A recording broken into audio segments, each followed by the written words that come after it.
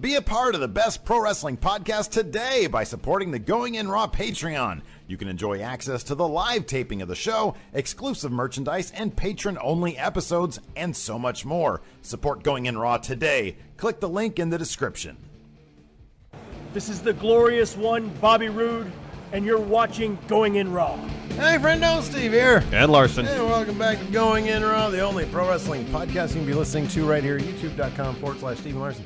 And available wherever fine podcasts are. Be sure to hit the subscribe button and the little notify bell next to it if you want to be notified of new Going In Raw content every day, sometimes twice a day. Also, if you're listening to this on a podcast app, be sure to leave us a rating or a review. It always helps boost the profile of Going In Raw. If we have a new partnership with CastBox we're very excited about, leave a comment if you're checking us out on CastBox. Yes, please. Another great way to support Going In Raw is simply by checking out the CastBox app. It's a fantastic way to listen to your podcast. Super clean design. Mm-hmm. Everybody that I've talked to really, really likes it, including myself. Yeah, I like it a lot. And including you. Yeah. Great. We're also available at Patreon, patreon.com/Stephen Larson. A variety of reward tiers in exchange for money. You get goods and services. Capitalism, Larson. It's a fantastic thing. Can you put on the screen what they get, or is that not available? Oh, yeah, look at that.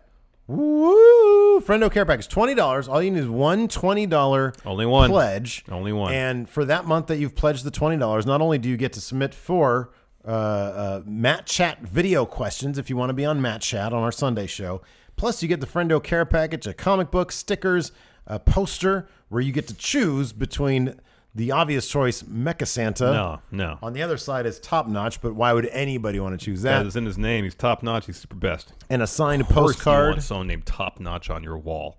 We also have new shirt designs right there. We're going to get some more up. Don't buy them now. Wait till a potential Mania sale at Pro Wrestling Tees. We don't know what's going to happen. It has in Usually the a past. Mania sale. There's usually one there. Today on this episode of Going In Raw, I have to make sure I don't touch any part of my mic. Yeah, you got some mic issues over there. I ordered a new cord. It's a good idea. Cord. So, yeah, I'm on mic watch today. Yes. Anyways, we have a packed episode for today's We really Going In do. Raw. Tons of... Some weeks there's no news, and some weeks there's lots of news. Yes. This is the latter. Yeah. Second week. The second The one of latter, those. the second thing, yeah. A lot of news. Let's kick it off first with... This could easily qualify for non-news, I feel like. Non-news. But we'll put it on here. This is your weekly At the $5... non-news teaser and dirt sheet. We're kicking off the show with it. We have an exclusive show just for $5 and up patrons. It's called Non-News. It's all the stuff you don't need to know about wrestling. And yeah, this is a preview of that. Yeah, so the Daily Star, which I believe is some sort of periodical in the United Kingdom. Is it related to David Starr, the wrestler? I don't think so. No. Oh, it's a bummer. Reported that there was a huge swing in the betting odds leading up to WrestleMania, Steve. Mm-hmm. But it doesn't have anything to do with any of the announced matches. Instead, they report that betting site Odds Checker, quote, believe there is a 99% chance The Rock will be at WrestleMania this year. And, quote, they are also offering up odds of 25-1 for the former WWE champion to take part in an impromptu match inside Mercedes-Benz Superdome. That means if you spend $25 to bet on it, you get $1 back if it happens? No, it's the other way around. If you spend $1, you win $25. Whatever number comes first. So the odds are really bad that he's going to have a match? Yeah. Okay. They're really good. It's like 1 to 1,000. No, 1 to 100, sorry, that he'll show up. Oh, okay. So if you want to win $1, you have to bet $100. Gotcha. So it sounds like he's a lock to show up, not a lock to have a match. Yes. Okay. All right. Yes, that's what again, this is basically non-news. This is from a betting site. This is speculation. We're leading off with it. But anyways, George Ellick from Odds Checker said, quote, The Rock is still one of WWE's biggest names. An appearance from the Great One would spike interest and generate huge publicity for Vince McMahon's business. And the Daily Star notes, quote, The Rock has appeared in 6 of the last 7 WrestleMania shows and has wrestled in 3 of them. I would not be surprised if he shows up. He is involved in this whole Ronda Rousey, Triple H, Stephanie thing. Tangentially, sure. Yeah, going all the way back to WrestleMania 31 when he was directly involved in it. Sure. So I wouldn't be surprised if he shows up in some capacity in that match. Give some sort of a motivational speech, maybe, to Kurt Angle. Maybe. And Ronda Rousey, obviously. Yeah. Or maybe to talk some trash to Triple H. Maybe. Yeah, I don't know. Or just walking out with him. I don't know what it is. Oh, that'd be cool. He's definitely not wrestling. Hey, that'd be kind of neat. No, now that you mention it, that'd be actually really neat if they treated Ronda's entrance kind of like a UFC entrance with like an entourage of sorts. And have The Rock there. And the Burger King back there, too. Yeah, that'd be great. Didn't he come out with Floyd? I wonder if the betting odds of the Burger King showing up at Mania. I'm sad because they're probably really low. Odds Checkers is also saying that I think it's a 7-4 chance that Conor McGregor is going to show up at Mania. Yeah. Which I don't see happening. Yeah, I don't know. I don't know about any of this. Although, if you had asked me, hey, Steve, out of the last 7 WrestleManias, how many have The Rock been? How many? You probably wouldn't have said 6, huh? I would have said like 4 probably. Yeah. Because I know he fought like Rowan and he did the Ronda thing. Yeah. And then he had main evented 2 years in a row. I guess that was in the past 7 years, huh? Although if somebody said, hey, how long ago was that? I'd been like, I don't know, 8 or 9. I would have been out of the 7 years He didn't span. show up last year, did he? No, he didn't. And I remember being outside, and a lot of people were like, you think The Rock's going to be there? And there was one wiseacre or one know-it-all who was like, actually, his movie schedule is such that he's going to be in town, and he's rolling. And I was like, okay, I don't care, whatever. I mean, if he's there, he's there. It's great. But he wasn't there. He didn't do anything. I didn't independently verify the Daily Star's claim that he's been at 6 of the last 7 Manias. He wasn't at last year's. No, but the year before that was the... 32, he did the Rowan fight. 31, he did the Rousey thing. 30. Oh, he did the intro thing with Stone Cold and Hogan. Oh, yeah, that was really 29 and 28, double main events. Or he main evented both shows. Oh, there you go. So, and then he hosted the year before. Yeah. Okay. So they're right. Confirmed. We just independently verified. Look at our wrestling knowledge. Wow. Nobody challenged us. No way. No way. So anyways, do you care about this? I think it would make that fight bigger if he accompanied Ronda especially if they have designs on that being the main event. Mm-hmm. Then definitely. It would give it a major fight feel, that's for sure. So, yeah, there's a chance he'll show up to be involved in that, but there's no way he's wrestling. I don't think he can get insured by movie studios or insurance companies. He's in a lot of movies that are all seemingly very similar to each other. And he makes a lot of money doing that. He's got that skyscraper movie, which just kind of feels like Die Hard. Yeah, but then he's also in Rampage. He's in Rampage also, and there's big buildings in that as well, but there's also giant monsters or animals. Yeah. Yeah. He's in that Jumanji movie. Oh, man, that did gangbusters. That made a ton of money. The crazy thing is, like, it's not like it opened all that strong.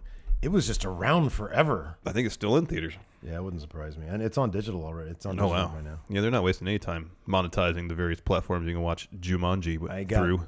I watched The Last Jedi again. Oh. I really enjoy that movie. Yeah, I'll have to watch it again. I don't know what people whine about it. I like it a lot. There are things about it that kind of bug. But otherwise, I really dig that movie. I love Luke in that movie, man. Yeah, Luke was great. And freaking what's-his-face is amazing and everything. Oh, Kylo Ren? Adam Driver. Yeah, he's that good. Dude's the man. I'm telling you, I told you before.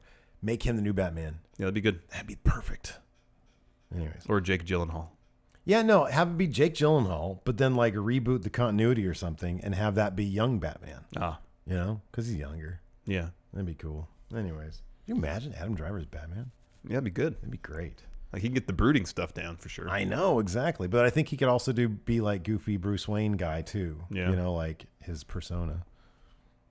Okay. Anyways, let's see here. So, yeah, The Rock at WrestleMania. Cool. Sure, why not? Yeah. Yeah. It's not wrestling, but he might be there. They have my permission. They can do it. Sure, yes. Okay. Next. Oh, God. All right. Well, let's go through the backstory of this one a little bit. Do we have to? I'm not going to go that far. I was talking about a week ago, not several years back. All right. So on the heels last week of Pro Wrestling Insider reporting there had apparently been talks between WWE and Hulk Hogan about a potential return to the company, and then WWE issued a statement denying that, which read, quote, "We have had discussions with Terry Bollea, a.k.a. Hulk Hogan, about how he can help others learn from his mistakes. However, he was not under any contract with WWE." Anyways, Hulk is back in the news. TMZ ran to Hogan in L.A., where he was in town to attend the premiere of HBO's Andre the Giant documentary, which I think is what aired this weekend. Oh, nice. Maybe cool. Right soon. On. I'm excited to check it out. Apparently, Hogan's in it a lot. There's prominently featured, given his history, obviously, with Andre. Yeah. And he was asked if he's going to make an appearance at WrestleMania, to which Hogan said, "No, sir. No, sir. No WrestleMania." But when asked about an eventual return, he said, "Maybe someday, brother." You know, man, it's even a bummer. So, like, we're going to talk about this in a second, but it's even a bummer to, like, do impressions of him. It is. It wasn't fun. It's not fun. No.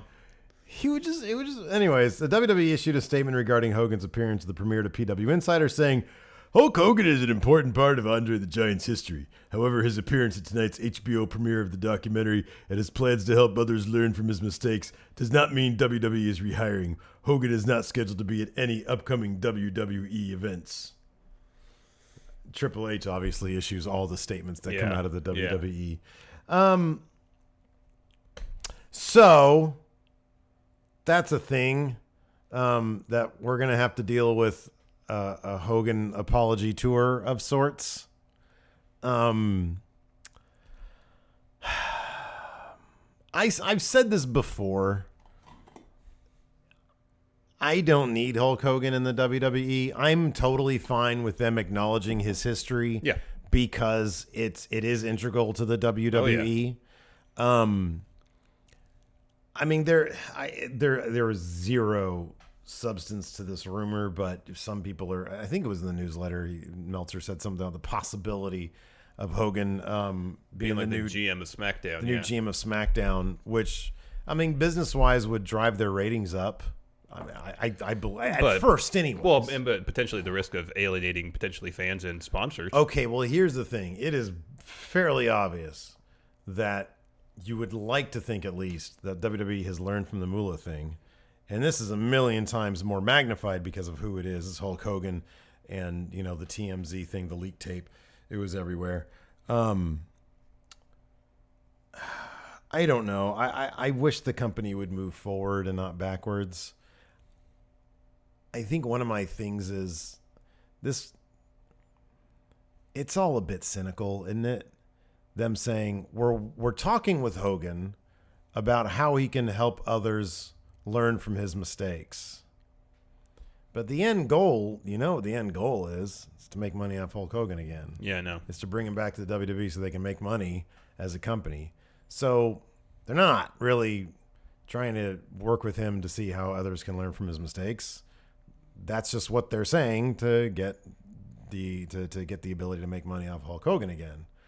I believe it was our friendo, I think it was Robert Stack, who said this, a friendo of ours, said, and I'm paraphrasing, he said this in a tweet, it's not like he spent his off time, on a goodwill tour. It's not like he spent his off time, showing, at least privately, who knows, I don't know, but publicly, which is kind of the necessity part if we're to take him seriously on camera and not just think about the racist things he said.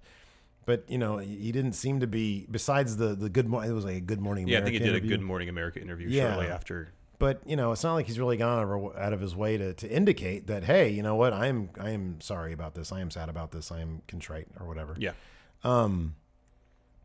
And so, I mean, I don't know. I see the name Hogan. We were looking at his merchandise on Pro Wrestling Tees, and some of it looks fantastic. I was saying, it's a bummer that I can't help but associate him with that thing, the things that he said that I heard him say.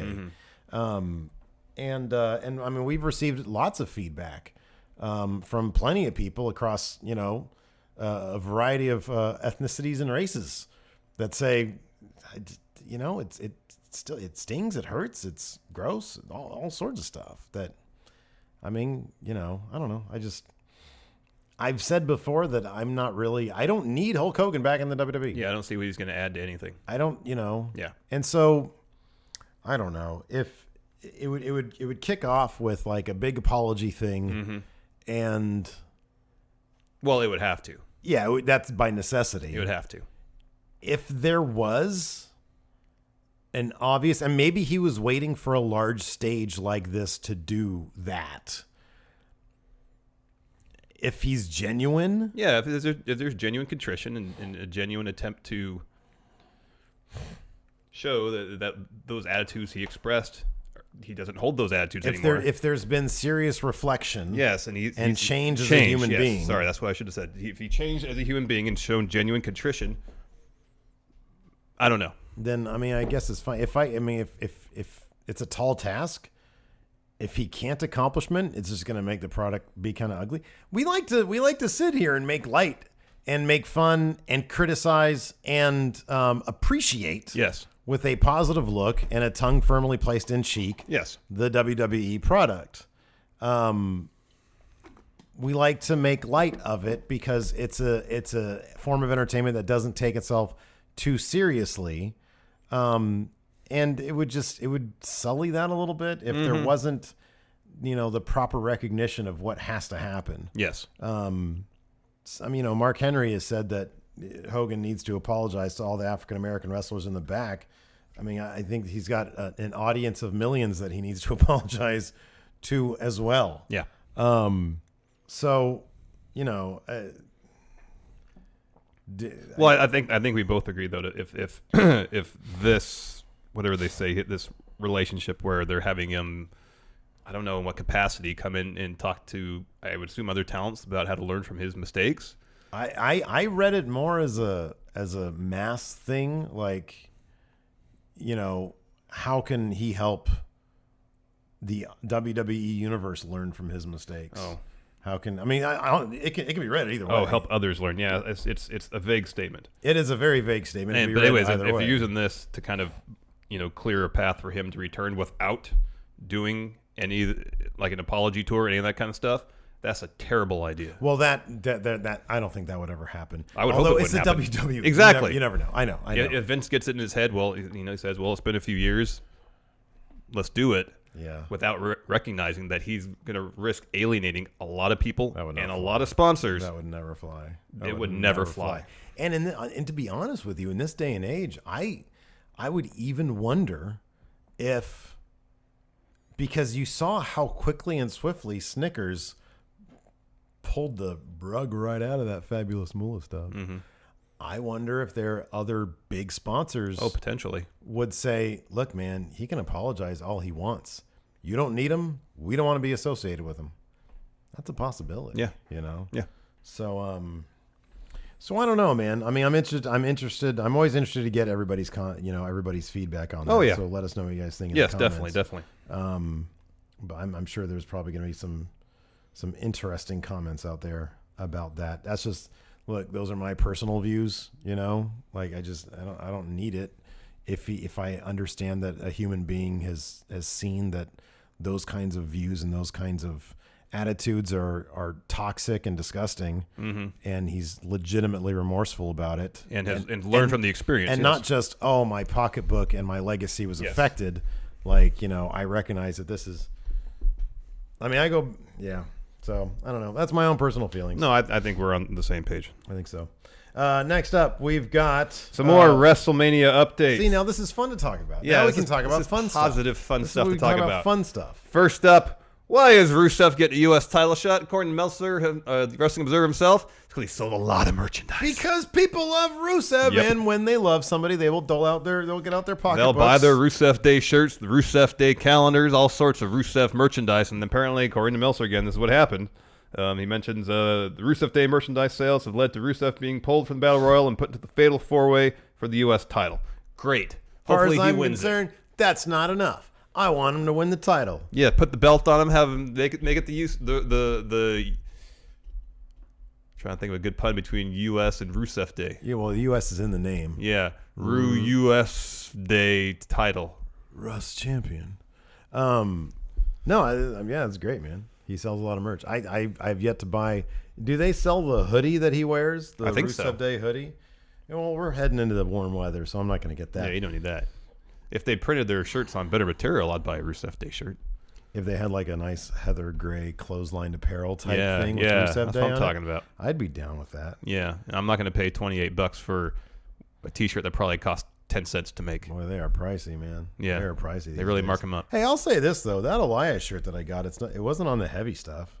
Oh, that's good. So yeah. Well, I noticed when I was going through their merch. This is going to turn into like WWE shop talk here. That's great. The Monday Night Rollins shirt isn't on the thicker shirt. Oh, really? No. You have to scroll down to the bottom of the page and you can find out what the quality of the shirt is. Oh, see, I've actually thought about getting that Rollins shirt. Yeah, it's not on the. I think for the thicker one, like the Rusev Day, I think it says it's the 100% cotton one. Rusev Day. And it has the weight. But then the Rollins one is on something else. What's that one? They have a Mower of Lawn shirt. Oh, that's funny. This is exactly view product details. Let's see what kind of shirt this probably is. 100% cotton. 100% cotton. Classic fit, yeah. Is that bad? That's bad? Yeah, if What's it says the official shirt of WWE Superstars, you don't want that. What's good? Look up the Rollins one. Monday Night Rollins. Ooh, look at that. They got a Shayna Baszler. Oh, that's cool. And it's 30% off in the cart. This Velveteen Dream one is not good. Roderick Strong, Suplex City. Okay. Oh, man, what about this KO Mania 3 one? Oh, I know, it's great, but it's going to be on... You think so? Yeah. Classic fit, 100%. Yeah, you don't want that one. Boo earns. What about the new Elias one? Oh, man, you get picks with this Elias shirt. Oh, that's cool. It's $30, but still, it's not that bad. Okay, so here, this is the Rollins one is a premium fitted garment. Oh, wow. 100% combed, ring spun cotton fine jersey. Wow. I think that's what my Booker T-shirt is on too. Oh, the Monday Night Rollins shirt's on sale, 30% off, under $20. Might have to get it. Might have to there do you it. go. There you go. Anyways, enough of the merch talk. There's been some more news maybe about who Braun Strowman's partner is going to be at WrestleMania. This is from Sports Illustrated. Their last breaking story as far as Rey Mysterio didn't exactly pan out, but who knows if injury had anything to do with that? Probably not. Anyways, from Sports Illustrated, quote, permitting Mysterio can work. Two sources close to WWE confirmed that Vince McMahon is strongly considering using Mysterio as Braun Strowman's tag team partner against Cesaro and Sheamus. And he continues, quote, if Mysterio returns to WWE for WrestleMania, it is currently expected to be a short-term deal. Now, we just saw him at a Strong Style Evolved. He was scheduled to take on Jushin Thunder Liger. Of course, he tore his bicep. Didn't happen. He dropped a promo saying that it's on his bucket list to have a match in New Japan. Yeah, man. So any sort of deal with WWE would have to be short-term. Mm-hmm. From the newsletter. It'd be a Jericho deal. Yeah. The newsletter says, quote, that's notable because of his appearing with New Japan and making commitments with them for future shows. Mysterio Jr. is doing an autograph session in New Orleans next week, now that his booking with 5 Star Wrestling is off with the company having folded. And then Cage Side Seats reported on something this morning, early this afternoon. He recently appeared on Showtime's Below the Belt, and he threw some cold water on top of him appearing at Mania. Whoa. Saying, quote, unfortunately, I just suffered a torn bicep 3 weeks ago, opted not to get surgery. It's a full tear, so I'm just going to kick back, do some therapy for it, and hopefully I'll be ready next month. Wowie, wow. I thought they'd have to reattach that if it's a full tear. Kick back and do some therapy. I guess it depends where the tear is. If it's just a tear in one hunk of the muscle, that's different than having the actual tendon pull off the bone. I think that has to be physically reattached. Ugh. But I think it's just a tear in the bicep. What a nasty business. Because there's 2 parts to your bicep. So, Mr. Mysterio Jr. was not on our list of people that we wanted to see tag team with Braun Strowman. It would be fine, but it's just not going to happen. When I read the Sports Illustrated story, I was skeptical that was going to be the case. Oh, wow. Wow. So, Larson v. Sports Illustrated. Is that what we're saying right here? There's no heat. I'm doubting the veracity of the veracity. I'm sure he has his sources, and maybe it is true that at one point Vince considered it, but... Is this Justin Barrasso again? I think so, yeah. Man, oh man. He needs a hug, man. If he gets this one wrong, 2 strikes. You know what happens at 3 strikes? You just keep on going, man. Yeah. You just keep on. This is wrestling journalism. I'm sure he's doing his best, man. He's doing his due diligence? I'm not faulting him at all. Oh, man. I'd give him a strong hug. Yeah. No, I would. Be like, hey, man, we all get some wrong I know. sometimes. He got a lot of heat for the last Mysterio story saying he's going to take on Cena. I will say this. It is a courageous person who is willing to put out information knowing full well that Vince McMahon is waiting in the wings to poo-poo his own ideas or anybody else's ideas on a whim. You know what? I thought Ray was a great idea. Now I want Braun to win both titles by himself. Yeah. Could happen. Instead, have Ray fight Elias. Something like that. Yeah. I don't know. Yeah. I don't know. Yeah, no. Can we sign Will Ospreay for an episode? So much of all this depends on the fickle nature of one Vincent Kennedy. I know, exactly. So you know what? Yeah, it's hard to break news when he's a decision maker. Look, we don't have sources. We don't claim to be journalists. We regurgitate. We read info, point at it and laugh, all for your benefit. I really wish somebody would do like a spreadsheet of some sort and track how accurate the various sources, various outlets are these days. Well, let's think of it just based on your own experience. What would you think is more often than not? Jeez, I don't know. In terms of breaking news. I feel like PW Insider always has... Pretty decent. The thing about PW Insider, There was a spell where Ryan Satin and Pro Wrestling Sheet was really good. Yeah. They had a good run. Yeah. I mean, I don't really know of anything lately that they've really... I could be completely just missing it, but lately I feel like it hasn't been as much. So, yeah, I don't know. I mean, it's difficult for, like, the Dave Meltzer because so often... He's on the radio show and he just says, well, it would make sense if they do this. And then the next day, a bunch of people pick it up as factually speaking. They report his speculation. The dude just sits there and speculates. He's like, it probably makes sense that they'd repackage Bray Wyatt because he just got into the Lake of Reincarnation. Next day, I know. Rumor about Bray Wyatt. Well, no, he's saying something that kind of makes sense, but Vince doesn't always go in a way that makes sense. So you can't criticize Meltzer for that. No.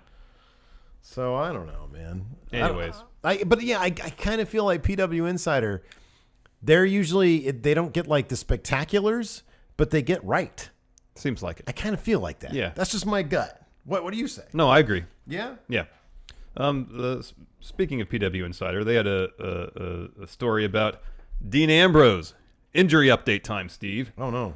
So according to PW Insider, Dean Ambrose, as well as Renee Young, were recently spotted in Birmingham, Alabama. That is the home base for Dr. James Andrews, noted orthopedist. And I believe it was through his office that Dean Ambrose had his triceps repaired. And this is what PW Insider... Which one are the triceps? These ones. Three muscles. You got 3 heads to it. Biceps, there's 2 heads. According to PW Insider, quote, Ambrose is back there working on rehabilitating his triceps tear. Ambrose was sporting a sling around town last night when they were spotted. Of course, he had just been pulled from his WrestleMania Access appearances. So and I think his time slots were Sting and Ric Flair. And then he also there was like another signing thing that... someplace else, yeah, and he got pulled from that too. And he was replaced by Orton. Oh. Randy Orton. So I guess the original prognosis was 9 months of recovery. Yeah. It's only been like 4. Oh, has it only been that long? Yeah, I guess so, huh? Well, when he comes back, he'll be super hot. Yeah. I kind of miss Dean a little bit. Like, I never really...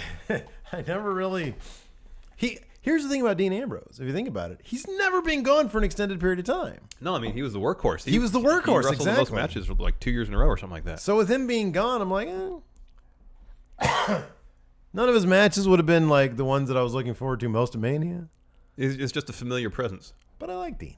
No, he's fine. I like Dean. A lot of people love Dean. I know. There are people out there like, just for me saying, I kind of miss him, I like him. They'll be like, why don't you love him? Why isn't your whole life turned upside down because he's gone? People in the comments are going to be saying that. Okay. Well, they can have their opinion. That's fine. Dean Ambrose can be their favorite wrestler.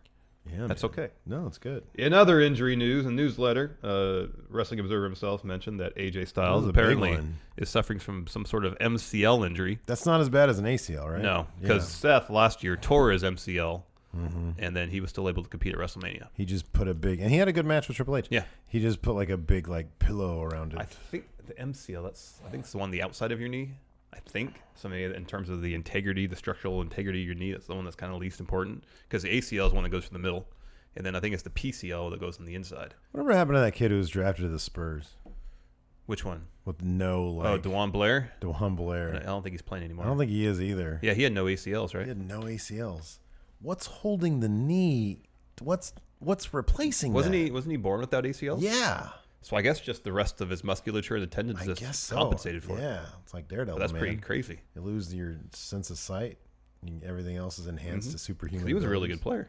I know, he was really good. I kind of am curious what happened to him. So, anyways, sounds like because they haven't been having AJ. They've had him in some tag matches at house shows, but he's not going to wrestle on the go home. No.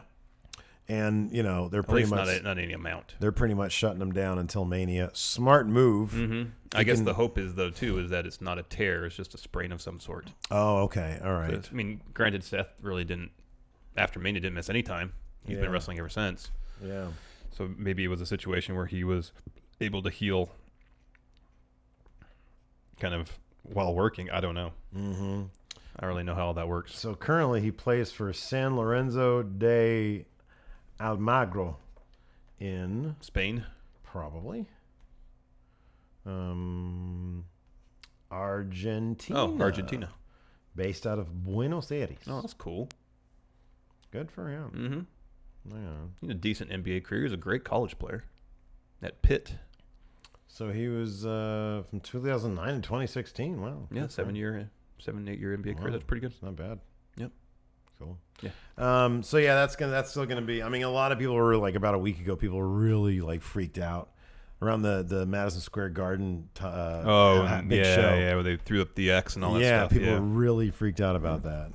But apparently he won't miss Mania. The match is going to happen. He's gonna get a knee to the face. Shinsuke will pick up the belt. And AJ will take a little time off. And he should, man. Yeah, I know. You That know, WWE schedule is grueling, man. It's grueling. It's and too he's much. like old. Especially He's if you our want people to age. put on exciting matches like, they're capable of 250 days a year. It's too much. It's way too much. It's too much. I agree. You can't wrestle like AJ Styles and sell and take bumps like that 250 days a year and not get banged up some. If I took one of those bumps, I would be out for 6 months, and I'd probably have permanent damage. Oh, I would need neck surgery. Yeah, exactly. Oh, man, this next one. Oh, we don't have all the New Orleans craziness in here? Oh, no. No? We've talked about that before, haven't we? We talked about the no pile drivers and stuff. So we'll just talk about it briefly right okay. now. Just before, because we're getting into like the indie stuff right now. So the what is it? The Athletic Commission, something like that, in Louisiana, have released a set of guidelines, banned moves, Yeah. and other things, other requirements for pro wrestling shows. Running Mania weekend, right? Yeah, exactly. And the list was something like no pile drivers. But then they also said in the newsletter, it said that There's a big qualifier there. well, yeah, that WWE and Ring of Honor would be exempt from Yeah. the no pile driver rule. Yeah, Ring of Honor. So WWE and Ring of Honor are exempt from pretty much everything Yeah. because they're considered major league. Yeah. Everybody else is considered not major league. And there is a big caveat if the commission is, if it's proved to the commission that the participants in any given match are properly trained, because like Suzuki, for example, is wrestling at a show Yeah. that's not Ring of Honor or WWE. And like, he's been doing the Gotch pile driver Forever. for like since before he made this point since before somebody on the Ring Oh of Honor yeah. was even born. I saw that. Yeah.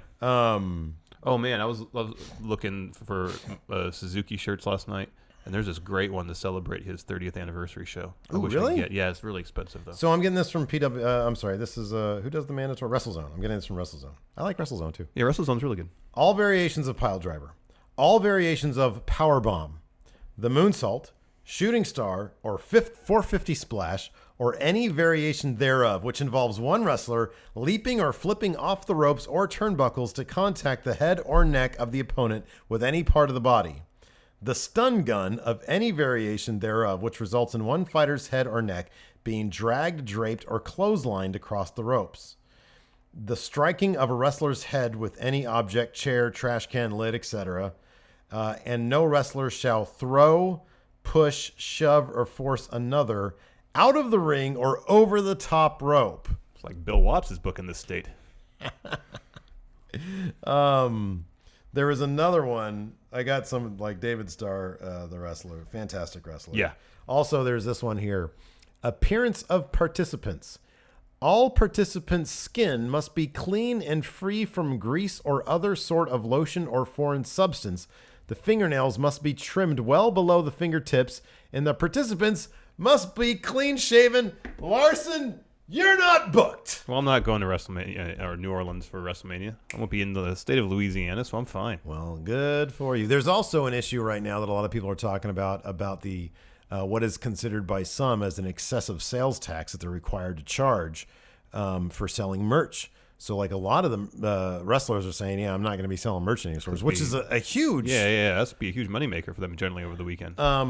And so I think I forget who it was, but somebody tweeted that I'm not sure how they're going to be able to enforce that. I don't know if they're going to be doing inventory checks beforehand. Yeah. So yeah, apparently this all stems back from like a decades old ruling about Louisiana trying to get rid of sham fights, which of course pro wrestling would qualify as sham fighting, because there was a lawsuit, somebody got hurt, and so they said, yeah, okay, none of that. WWE eventually, it was eventually overruled in like 2007. Yeah. So yeah, I mean, so here's the thing. Obviously, it's not going to affect WWE, Ring of Honor. The bigger promotions, I would think, like Progress, Impact, and Lucha Underground, they have their big show together.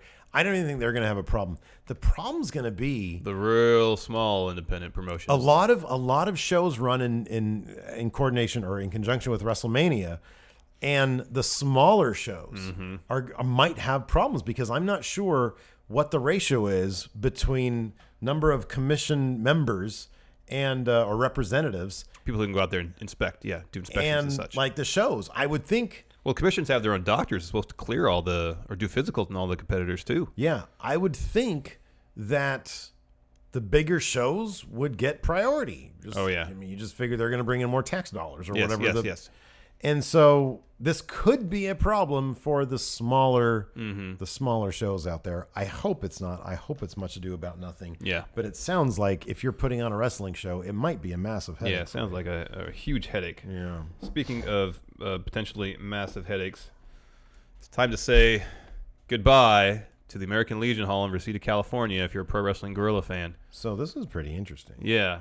So PWG announced on Twitter last night. Quote, PWG says goodbye to Reseda. The final 3 shows at the American Legion Hall will take place April 20th and 21st and May 25th. April 21st is All-Star Weekend. All-Star Weekend, and then they probably haven't named the May 25 show. Yeah, they've announced the cards for All-Star Weekend. Yeah, it's good lineup too. Yeah.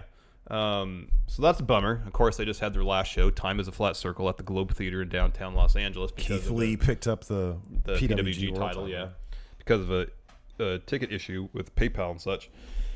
So it seems like, whether intended or not, that was a trial run for running shows at someplace other than the American Legion Hall. The Wrestling Observer himself in the newsletter this week mentioned that the American Legion Hall is being sold. Yeah. And because of that, it will not host wrestling events any longer. It was listed for around $2 million. Just a little bit under $2 million. Yeah. It was like 1.999. Yeah. So sort of like when they used to sell the Atari 2600 for less than $50, and guess how much it was? $49.99. Yep. Yeah. That's still a common practice. Oh, I know. Pro Wrestling Tees, our shirts are $19.99. I know. They're $20.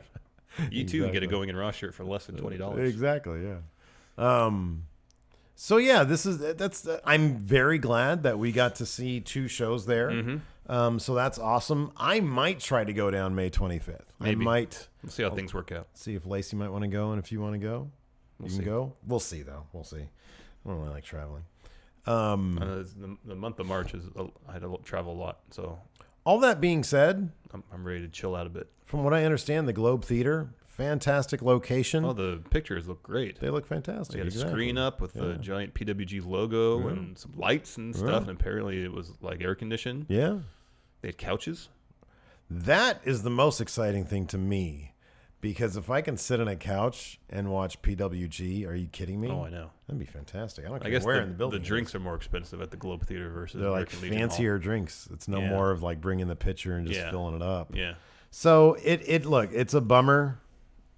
I think it's a bummer. It is. I mean, because they've been having shows there for about 11 years, something like that. Since 2009. Or I'm sorry. 2009. From then until current that's the only place it's been. So and I think it was 2006 that they had one of the Bola shows there. I read, but prior to 2009, they had shows elsewhere.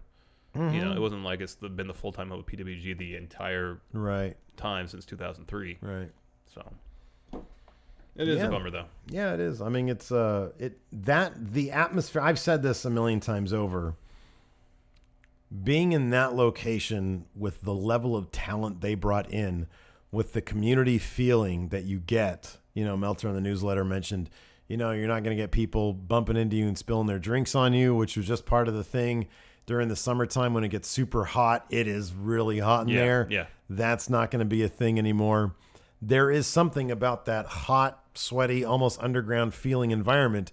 And yet you have the top independent name, not just independent names, the top non-WWE names, because as you know, all sorts of, the Young Bucks are regulars there. Yeah. They're going to be at the next show as well. Yeah. They said on Twitter it's be their last appearance at the American Legion Hall. Yeah. So it is. I mean, it does feel like, it's an end of an era. It'd be like ECW having to move out of the ECW arena. Mm-hmm, yeah, exactly. So kind of interesting, kind of weird, but the times they are changing. That's true. Let's get to some Sakura Genesis. Yes, of course. We just returned from Strong Style Evolved. Had a good time. Mm-hmm. And that was kind of the go-home show, as you mentioned the other day, for Sakura Genesis. Mm-hmm. Let's go through and make some predictions, Steve. All right, sounds good. We didn't really do like a recap or like a review. Oh, I know. There wasn't a whole lot of time. No. Short on time. Yeah, we are short on time. First, Bullet Club, Chase Owens and Tokyo Pimp versus Young Bucks. Young Bucks versus Owens and Young Bucks. Duh. Yeah. That's not even a question. Agreed. What is next? Next, Chaos, Yano and Ishii versus Taichi and Iizuka. Wait, why are the Young Bucks taking on other Bullet Club people? Because that's the story, man. It's Bullet Club infighting. Yeah, I know, but what did Chase Owens and Tokyo Pimp have to do with that? Well, Chase Owens was friendly with Kenny Omega. Oh, okay. I don't know how Tokyo Pimp got involved in all that. I haven't seen him around. I feel like the Young Bucks were cool with the other Bullet Club guys, like Tamatong and all. I don't know. I'm not up to date on being the elite. So I'm not sure. All right, so who do we got next? Yano and Ishii versus who? Taichi and Iizuka. Is this for titles? I don't even know who's No. the freaking titles. I'm going Team Chaos. All right, I'll go with Suzuki-gun, just right. because you're going with Chaos. All right. Next, Bad Luck Fale, Tamatonga, and Tongaloa, the never open-weight six-man tag champs versus Makabe, Elgin, and Taguchi. All right, let me take a look here. I'm going with Bullet Club. Bullet Club are champions. Taguchi, yeah, that's gonna be Bullet Club. They talk about a non-consequential. They do not need those titles. There's a lot of belts. Next, we have Naito, Evil, and Sonata Los Ingobernables de Japón taking on Suzuki, Archer, and Davey Boy Smith. Well, that's gonna be a good match. Yeah, it is. But Lij goes over. I wonder if they're setting up for Suzuki versus Naito. I would like that. I think that'd be great. Get that IC title back on Naito. Have him destroy it again. Yeah. It looks so pretty now, though. I know, it's so beautiful now. I'm going with Suzuki-gun. All right. Next, El Desperado and Kanemaru, your junior heavyweight tag team champions, taking on Takahashi and Bushi and three-way. Roppongi 3K. I'm going to say Roppongi 3K, keep him. All right. No, they don't have the belts. Who has the belts? Suzuki-gun. Oh, gee willikers. Roppongi 3K picks him up. Okay, I'll agree with that. Really? I feel completely lost right now. We just saw the show. I don't feel like I'm getting any of these right. Well, we're not doing confidence points. It's fine. Next, Will Ospreay versus Marty Scurll for the junior heavyweight title. Will Ospreay's Yeah. Marty Scurll's not picking up that title. Wasn't he just junior heavyweight champion? Yeah, he was.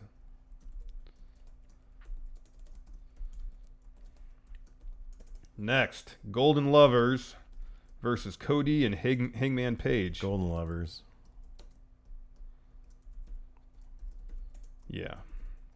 Hopefully, Kenny and Kota are fine. They look like they got a little beat up at a. Yeah, no kidding, man. Strong style You can't evolve. mess with an orbital bone. No. Well, he must not have a broken orbital bone, because if he did, he wouldn't be wrestling. I wouldn't think. Probably hurts quite a bit. Oh, yeah. I'm sure it does. In the main event, for the IWGP World Heavyweight Championship, the champion, Kazuchika Okada, taking on Zack Sabre Jr. Man, I mean, Okada's winning, but man, that's going to be a killer match. Zack Sabre Jr. is one of my favorites right now. Oh, I know. That's going to be a killer match. It's going to be fantastic. I mean, the tag match they had at Strong Style Evolve was great. Oh, man, it was so we much can do. fun. We have a couple minutes. We can do a little brief Strong Style Evolve rundown, general thoughts. All right, man, let's do it. Let's do it. Let's have look a at few the minutes. card here. Strong Style. We can do likes and dislikes. All right, so let's open with this. Number one dislike: no backs on my seat. We had a friend. Well, let's just start from the beginning. We had a friendo meetup, and it was fantastic. Yeah, it was a good time. Lots of great people. Some guys literally drove. This is the power of Couch Hop. Knowing that James would be there. Weren't wrestling fans. Didn't have tickets to the show. showed up just to get a picture or video of him with a alien doll, like a large alien doll, in like a torture rack. Yeah. They just wanted that. They just wanted that, and then they left. So there was that. Everybody we met was super cool. Yes. Off the top of my head, Jeffrey Nguyen, the dude who sent us that cool art that's over there. We're going to put in the new art. I think his name was Steve also. Thayer Thabata. Stevie Bradley. Thayer Thabata, of course. Weird that he was like... I was talking to him, and he kept on stepping back a little bit, which caused me to step forward. Did I mention on the show or on the post-show? Post-show, yeah. So that was weird. Yes. But Thayer had a great time. He was in the front row. He was all over the place, yeah. All sorts of great friendos that we got. And just random people walking by. Hey, Steve. Yeah. They didn't mean it too sweet. Yeah, I'd shake their hands. It was fantastic. It was great. It was a lot of fun. Let's go through this card real quick. We did not sit together. No. We tried to get the best Yes, somehow seats. we both got stuck with seats without backs on We should have just got the freaking, we should have just been like, okay, 5 seats. But we just figured if we split up the seats. It'd be hard to get tickets. Well, it was hard to get tickets anyways. Yeah, I know, exactly. Anyways. First match, Roppongi 3K with Rocky Romero took on SoCal Uncensored with Christopher Daniels, Frankie Kazarian, and Scorpio Sky. I wanted to check and see if Kazarian got hurt. It looked like he tweaked his knee. Yeah, there was like that looked legit. There was like a legit botch looking move, but then he was moving fine on it. Yeah, kind of. He would still kind of flex it and. Yeah, I never know. These days, I never know. I don't know if they botch it on purpose, like at work, or if it was legit. I can never tell. They're so good these days. My philosophy is that if that injury is involved in storyline of the match, then it's probably a work. But if not, then I don't know. They incorporate it these days. They know how to make it part of the story. Well, Kazarian really didn't. That wasn't incorporated into the match. You don't think he did? No. Ospreay definitely didn't. It looked like he tweaked his knee too. Yeah, true. So no, that was a cool match. Yeah. Anyways, Roppongi 3K picked up the win. Mm-hmm. Next, we had Juice Robinson, David Finlay take on Hiroki Goto and Gato. I like how extra Juice Robinson is with his getup. It's very Shawn Michaels from like 92 or 94 or whatever. Goto got he started bleeding from the mouth. Yeah. Decent enough match. Yeah.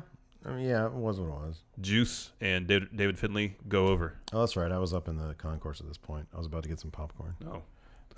I need to watch this next one on TV. I love the fact that we're so early into this, and I'm like, yeah, I don't remember any of this stuff. Because this next one, I was legitimately so bummed. 4 of my favorite people ever, and I was deep in the line for popcorn because I didn't think it was going to happen at this point. Yano and Chucky T. Yeah, Chucky T got a great reception. Well, yeah, man, he's a local dude. And then Killer Elite Squad, Lance Archer and Davey Boy Smith. Lance Archer, he went into the crowd, spit water. Thankfully, he didn't go up to the stands. He was just on the floor. Okay, but you said he also spit water directly in the face. In the face of security guard. He walked up the ramp. As soon as he got, 15 feet from where the lighting setup was, he turns with a mouthful of water and just spits it right in the face of a security guard. Man. And you said that security guard seemed pissed. He didn't seem happy about it. Whoa. And, of course, he went out and spit all over the place, got in the stand, spit on all over the place. And I know, I love hearing the crowd gasp. That was great. So I heard that. I was bummed out about it. I did, however, watch the next bit. Cody Rhodes, the best heel. Say who won. Killer Elite Squad went over with Killer Bomb. Obviously, they went over. They're not going to beat... they're not going to lose to Yano and Chucky T. It was a fun match, though. There's some good comedy stuff. I know. I'm going to watch it on New Japan World. You didn't see any of that match? No. It was a really long line. I was really thirsty, but I didn't want to deal with the line, so I never got anything. Yeah, I had to get up. Those seats were terrible. They weren't very comfortable. I'm just sitting there. I'm like, you can feel everything that hurts in your body. Mm-hmm. It sucks. So when I was sitting there stiff, I was trying to keep good posture. It didn't really hurt. But then Monday, that's when I really got sore. Oh, really? Yeah. Next up, hold on. Oh, my mic doesn't pop here.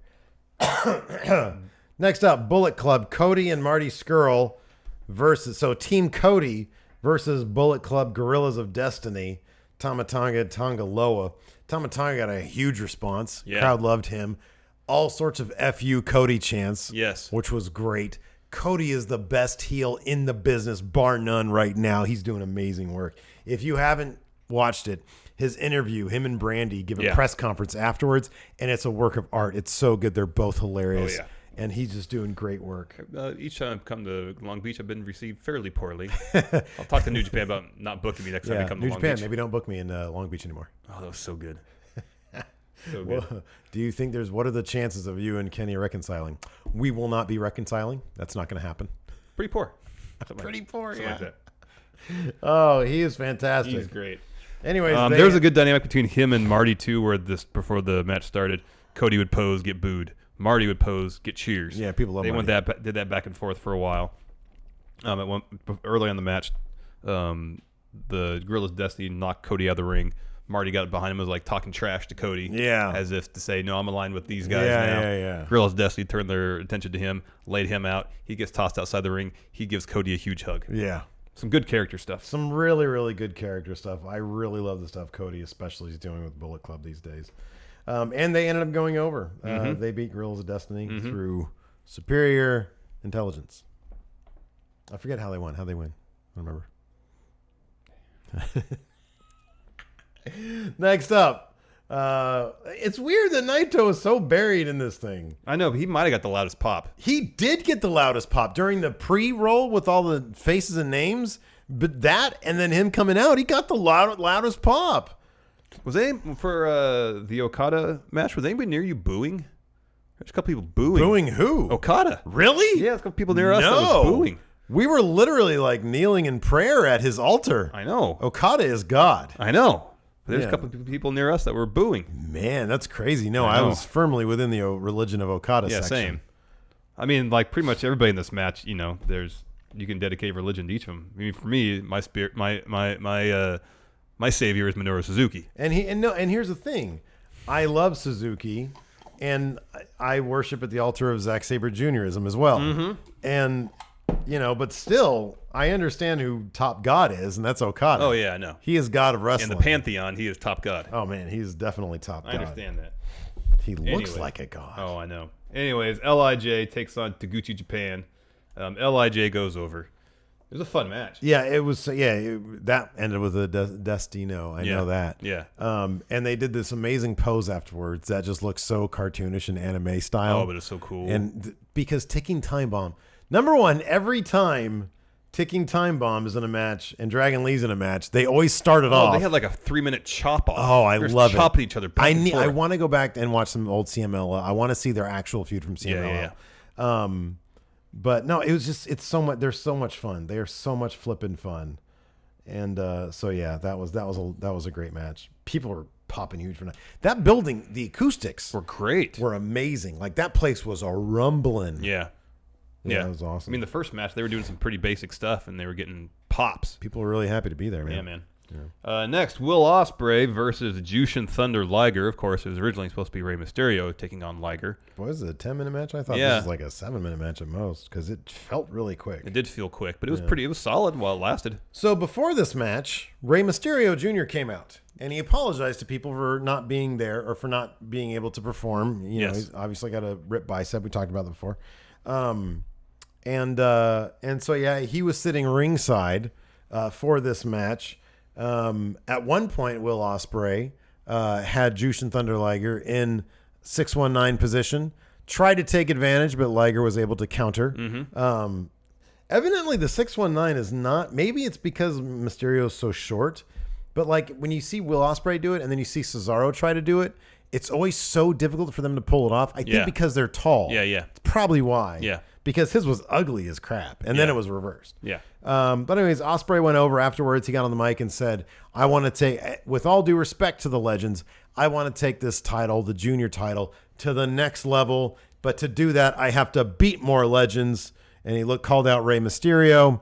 So hopefully that'll be a thing. Yeah, then Skrull came out, hit Ospreay with an umbrella. Mysterio made the save. Yes. And Liger helped make the save too. Yeah. So, which is leading to Sakura Genesis.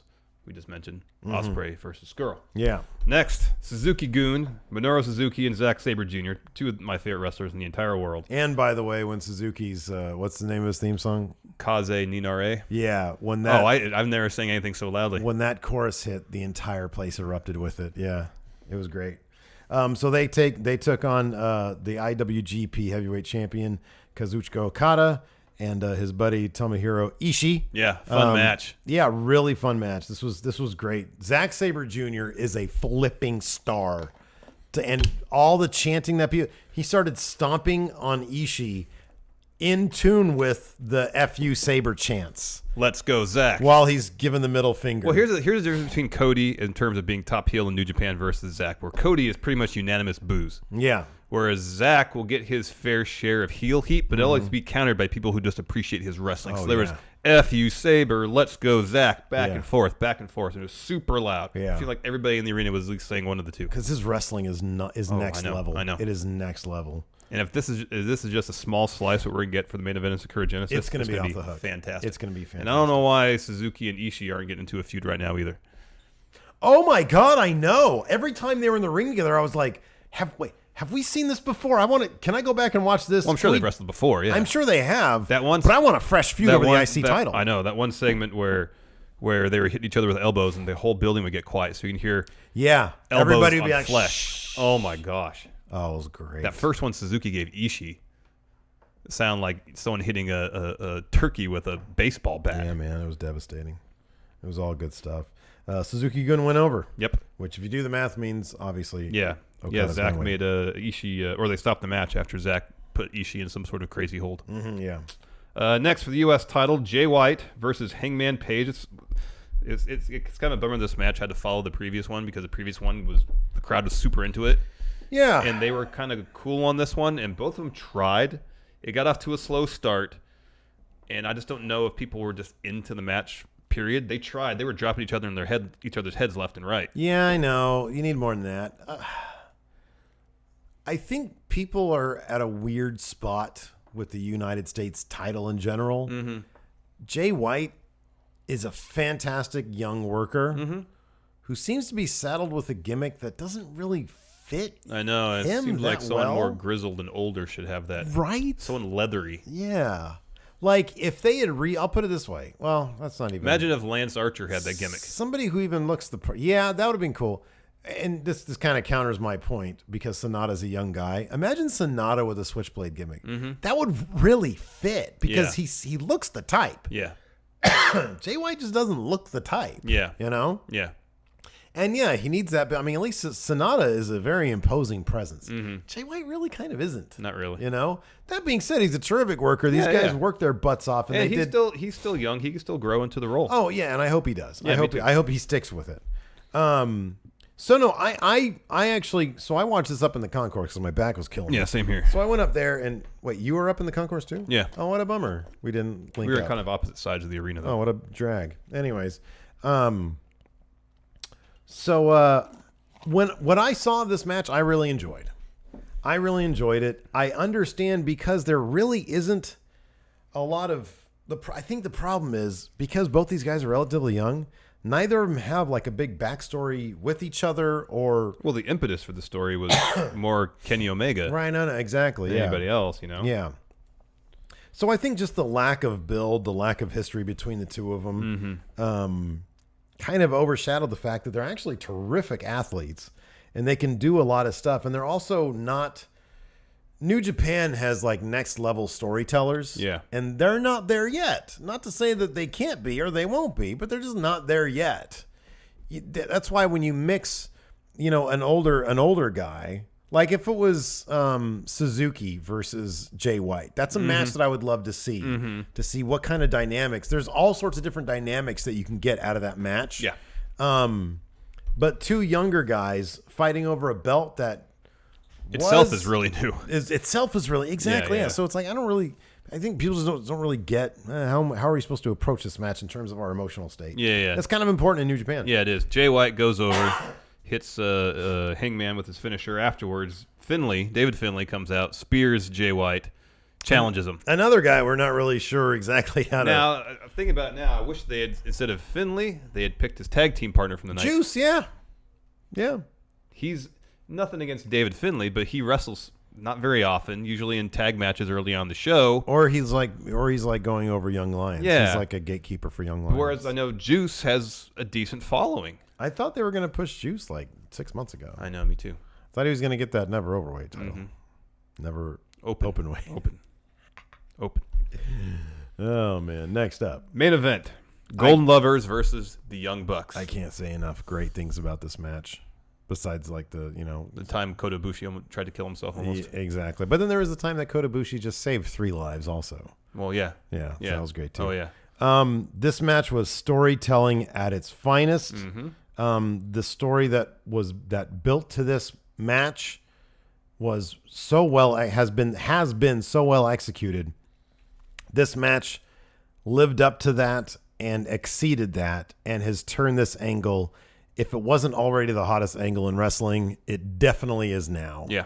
It was fantastic. So much great stuff to love about this match. Yeah, apparently they didn't show the spot on the televised edition of when they doing the double golden triangle moonsaults. Kenny hit his. Kota missed the top.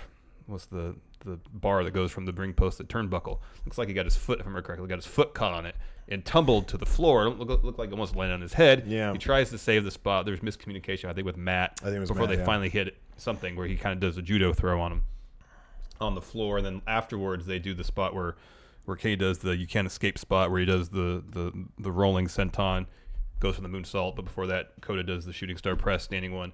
As Kota's getting out of the way, Kenny goes for the moonsault. They hit heads by how Kenny hurt his eye. And Kota had a busted lip, I think. Yeah. But after, it seemed like Kota was kind of shook for a little bit based on, that spill. But as the match continued, I was worried he got hurt. Yeah, I know. But as the match continued, it seemed like he got into a better rhythm, and they were hitting all sorts of crazy spots. He powerbombed Nick through one of the tables ringside, and then Matt dropped an elbow on Kenny through another table on the opposite side of the ring. It was just physical and grueling. It went, basically 40 minutes. Yeah. It was ridiculous. No, it was a beautiful story. In the end, Golden Lovers go over with Golden Trigger on Matt. Oh, that great spot where Kenny has Matt up for One Winged Angel and he can't do it. He's emotionally can't do it. And Matt takes Kenny's arm and puts it behind his head, and Kenny's like, all right, fine, I'll do it. Yeah. Just some great stuff. Oh, it was fantastic. It was really great. In the end, Cody comes in, pushes down Nick, I think. Kenny makes the save. He helps Nick up. He offers his hand to Matt, and Matt does not accept it. Well, I think rolls out him and Nick, hug or shake or hands or something like that. And then he offers the same to Matt, and Matt's not having it. So again, more complexities, more divisions within the Bullet Club. You've got a lot of moving parts, and it's all being told really, really well. So yeah, it was a fantastic show. In the end, I'm very happy I went. Good for that main event alone. But at the Cow Palace, we're going to do our damnedest to get front row. Yeah. And because I know front row will probably have seat backs. Yes. But I'm excited. I've never been to the Cow Palace before. Nor have I. So I'm excited to go as well. It has a fantastic history of professional wrestling. That it does. Anyways, that's it for the show. We don't have time for questions. No, we got plenty of time. Oh, okay. Cool. I put up a question. Oh, we have plenty of time for questions? Okay, I guess so. Wait, what's that? No, I said we have plenty of time for the show. That's what I meant. Or do you want to do questions? Okay. Let's just answer a couple. We'll do a couple. Because I put them out there. All right. That's fair. I'm not going to complain about it. It's just more ads we can put in. All right. Well, you got to find them. This is all dead air, Steve. Come on. Well, you're yapping away. Just keep on yapping away. Oh, okay. Yapping away. Yeah, Cow Palace should be fun. Can't wait. Here we go. Look at that. La Parka. A little gif of La Parka. From one of the video games. What video game is that from? Or is that from a video game? No, it's from a video game. Yeah. Probably with like one of the GameCube ones or PS ones or something. Mikey Omega.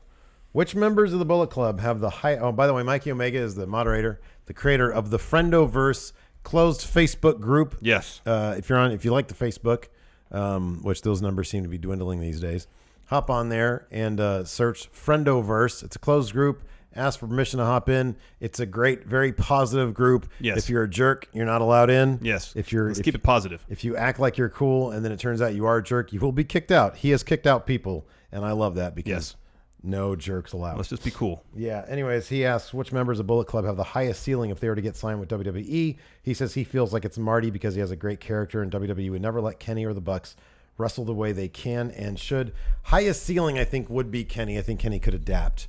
But I think Marty would do really well as well. Yeah, I think Marty would do well too. I mean, Cody would do well. He's already had great success in WWE as well. Yeah. Nathan Ragland. What's the biggest regret you guys have had about going in Raw since you started it? We didn't do it sooner? Yeah, that's a good point. Yeah. I don't really have... Like, there was a spell where I was like, should we have changed count out from the scripted stand-up thing to the podcast thing? Because it did really gangbuster numbers. So every once in a while, I'll question that stuff. Yeah, that's fair. Part of me thinks that we should have just stuck with WCW and Fun Wrestling for 2K18 instead of going to Bad and Rad. But Yeah. that's who cares? Like, it's such a who cares thing. I don't know. I really have no regrets. Things have been great so far. Oh, yeah. Overall, things have been fantastic. Yeah. Let's see here.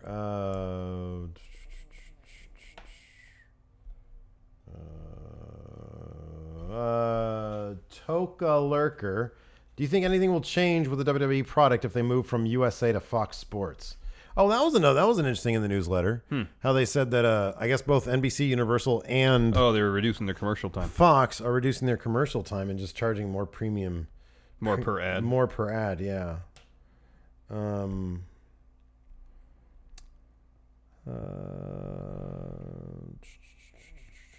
Here, I got it too. I'll find some questions. Okay.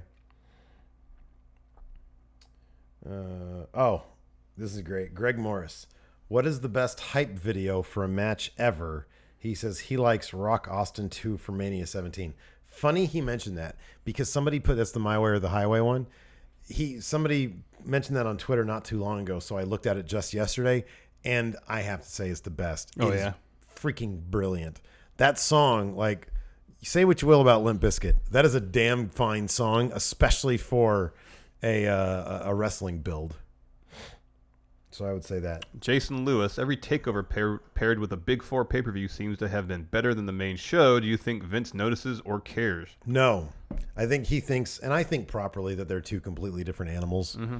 NXT does something. I mean, if you think it's better, that's fantastic. I personally, in my brain, I kind of separate the two, so I don't really say, oh, one is better than the other. Yeah. NXT generally has better wrestling, and I'm a huge fan of NXT. Yeah. So I might find it more enjoyable, but I really enjoy the spectacle of the Big Four as well. Casey Charles, are you going to be covering more of New Japan Pro Wrestling? We'd really like to. It's a time issue. It's hard to keep up with everything. It's really difficult. There's so many titles. There's so much stuff going on. Well, I think also the time last year we said, okay, major shows we're going to do videos on. So Wrestle Kingdom, Dominion, a couple other things. Mm-hmm. And I was really hoping that we'd be able to cover more this year. It just hasn't really worked out. Yeah. But, for sure we'll do a Dominion video. Mm-hmm. That's like the second largest show of the year. Mm-hmm. And we'll probably do another one for the G1. We'll probably talk about, like, we like, even for the big shows that we don't watch, we find out what happens, and then we cover that usually on the Monday following. Mm-hmm. So, like, Sakura Genesis, it's Saturday night. I don't really have anything going on Sunday. So, I think it's Easter. Yeah, it is Easter. But my parents are gone, so I don't know if we're doing anything. So I might stay up for a good chunk of that. I mean, it all depends on how rested I am. Mm-hmm. But regardless, we'll talk about what happened on Monday. Yeah. Oscar Silva, what is the ceiling for TM61? Well, I think it's really high. It's super high. It's like Raw tag team champions. Mm-hmm. If A, they stay healthy, and B, creative doesn't bury them. Yeah. Mergen asks, what WWE match do you see being the best coming out of Mania weekend? His money's on Gargano Ciampa. So take NXT, take WWE. What match? Like the odds-on favorite, I think you mentioned it, and then I mentioned this one, the IC ladder match, and well, wait for TakeOver. I'm sorry, the IC triple threat. No, between TakeOver and Mania. Okay. The IC triple threat, AJ Nakamura, Charlotte Asuka, the Cruiserweight, and probably the North American ladder match, just because the lineup is so weird. Stacked. It's weird. I'm also interested in the Dusty Rhodes Classic at TakeOver. Oh, yeah, the actual title match, yeah. John Adams, could you see Cass coming back and winning the Andre Battle Royal? Could Awoken Bray Wyatt possibly help Matt Hardy win the match? Both of those are possibilities, yeah. Yep. Chris Gazak, what's something you guys feel the need to accomplish in the future because you've both lived a true wrestling bucket list? What's left on your bucket list? The only thing left is Wrestle Kingdom. Front row at Mania. He mentions this here. Front row at Mania and Wrestle Kingdom. Yeah. and putting up the H title or the Going in Raw title at a real wrestling show. Gigabyte, fantasy book All In if Bullet Club completely splits and feuds. Oh, man. Well, when is Kenny facing Cody? Next weekend. Super Card of Honor. Oh, that's right. That's the Super Card of Honor. Okay. But that might just be the first in 3 matches. I wouldn't be surprised if All In is a blow-off. Yeah, okay. Between the two of them. Fine. Kenny, Cody. With CM Punk taking off the Barry, the drug-free bear Yes. outfit to help Kenny win. Yeah. Who would Marty fight? In Bullet Club? You know what would be fun? So I know the Young Bucks are going to be going up the heavyweight stuff. It'd be fun if they did like just some singles stuff, like Marty versus Nick. Mm-hmm. That would be interesting. Mm-hmm. I don't think I've seen them wrestle like singles in them at all. Maybe. Yeah. Matt versus Hangman Page or something like that. Yeah, that'd be cool, right? Done. Else? Who Good. else? Good for us. All right, fine. We're done, I guess. Yeah, I don't know. Chase Owens versus, I don't know, Kota Ibushi. All right. There you go. Let's see here. Oh, Colt Mallet. What amount of confidence points would you give to the American Badass Taker coming down the ramp at Mania? 5. Out of what? 10. Yeah, okay, that sounds about right. And we'll leave on this one. No, hold on a second. We will leave on...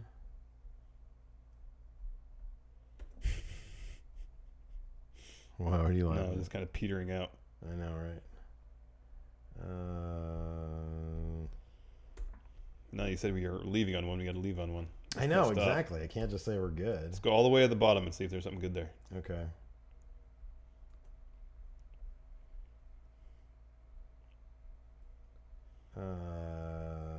This has to be a killer question now that I've like. I know, the anticipation is too much. killing me. Come on. All right, I'm just gonna pick one random. Here we go. Oh, perfect. Anthony Matute. How stupid is Dolph in kayfabe for giving up the U.S. title just to end up in the Battle Royal? The answer is all the stupid. All the stupid. That's what he is. Thanks so much for watching. We appreciate it. Till next time, we'll talk to you guys later. Goodbye.